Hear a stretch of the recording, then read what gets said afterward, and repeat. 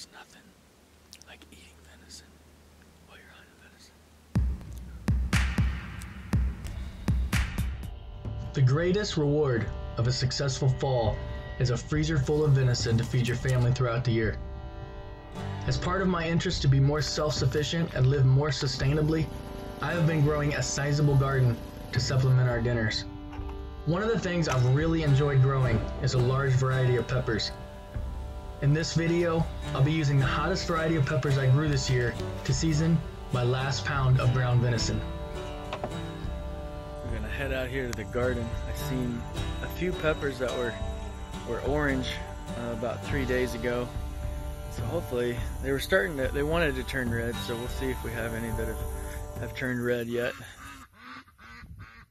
So these are still pretty orange, but this one right here, I think that one will work. It's red enough. I'm gonna get that in there and we'll dry it out and we'll have something to work with.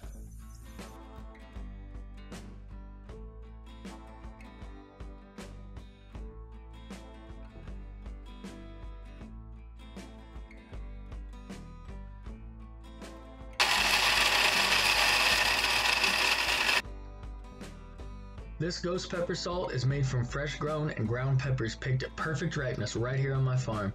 Ghost pepper salt is great for adding flavor and heat to any dish. It's great sprinkled over burgers, soups, roasted vegetables, or even added to dips and marinades.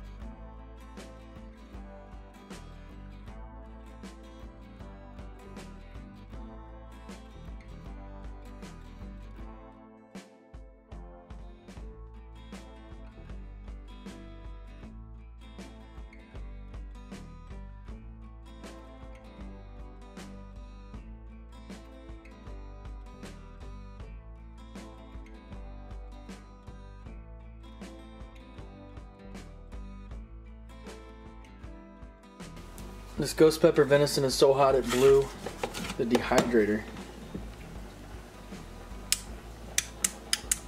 Done.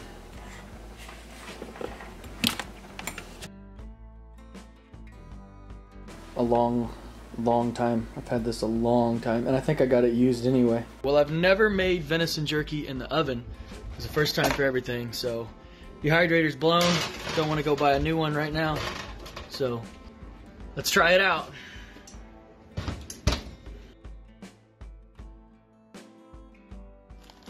Alright guys, so that's the first time I've ever had to do that in the oven.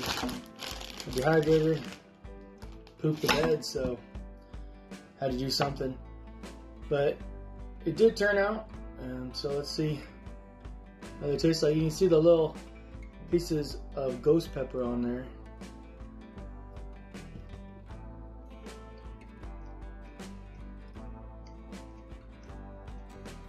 It's a little hot, not too bad.